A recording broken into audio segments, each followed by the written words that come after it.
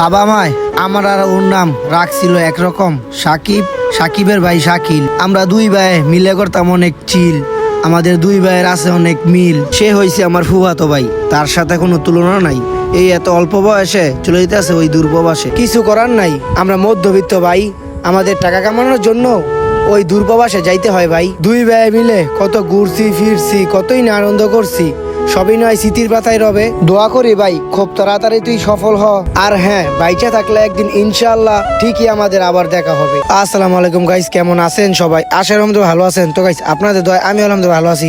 তো বড় মতো চলে আসলাম আছে নতুন একটা ব্লগ নিয়ে। তো ব্লগের টাইটেল ভিডিওতে বুঝতেই পারছেন কি নিয়ে ব্লগটা। তো বেশি কথা না বাড়িয়ে চলেন শুরু করা যাক। তো গাইস আজকে আমার ফুফাতো ভাই শাকিলে চলে যাবো ওই দূরপ্রবাসে। তো তারে বিদায় দেওয়ার জন্য আমরা আসছি কিশোরগঞ্জে তাদের বাসায়। তো আমার সাথে আমার ফ্যামিলি সবাই আসছে। তো ওই ব্লগ ছাড়া হবে এই ব্লগের পরে। তো আপাতত চলেন এই ব্লগে তারে বিদায় দিয়ে আসি। তো এখন আমরা সবাই রাত্রে বাজে প্রায় ভোর 4টা। তো এখন আমরা তারে বিদায় দিয়ে আসতে চলে যাবো এয়ারপোর্টে। আর ওর ফ্লাইট হয়েছে সকাল 9টায় আর ওর বাসা হয়েছে কিশোরগঞ্জ। তো কিশোরগঞ্জ থেকে এয়ারপোর্টে যাইতে প্রায় 4 থেকে 5 ঘন্টা লাগে বাসে যাইতে। আর প্রাইভেট কার বা হাইএক্স তো এইগুলোতে যাইতে 2-2.5 ঘন্টা লাগে। আর এখন বাজে ভোর 4টা। তো আমরা 5 ঘন্টা আগে রওনা দিছি। তো 5 ঘন্টায় আমাদের যাইতে হবে এয়ারপোর্টে। তো আমরা এত আগে রওনা দেওয়ার কারণ হইতেছে যে আমরা কিন্তু 2 ঘন্টায় পৌঁছে যেতে পারি, কিন্তু এত দূরের রাস্তা কোনো ঠিক ট্রেন নাই।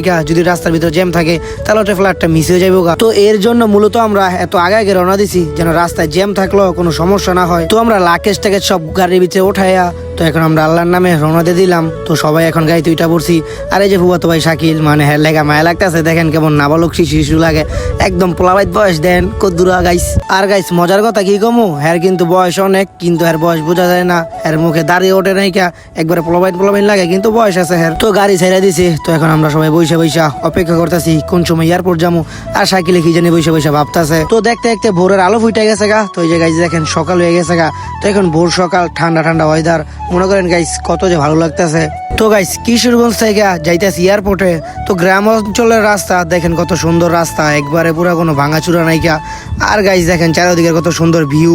আর সকাল সকাল তো ঠান্ডা ঠান্ডা বাতাস আসতেছে। আর সারা রাত সজাগ ছিলাম, মানে সবার চোখে ঘুম, মানে আমার চোখে ঘুম আসা পড়ছে। আর এই যে দিক দিয়ে শাকিলেও ঘুমাই গেছে গা, গাড়ির ভিতরে ঘুমাই গেছে গা।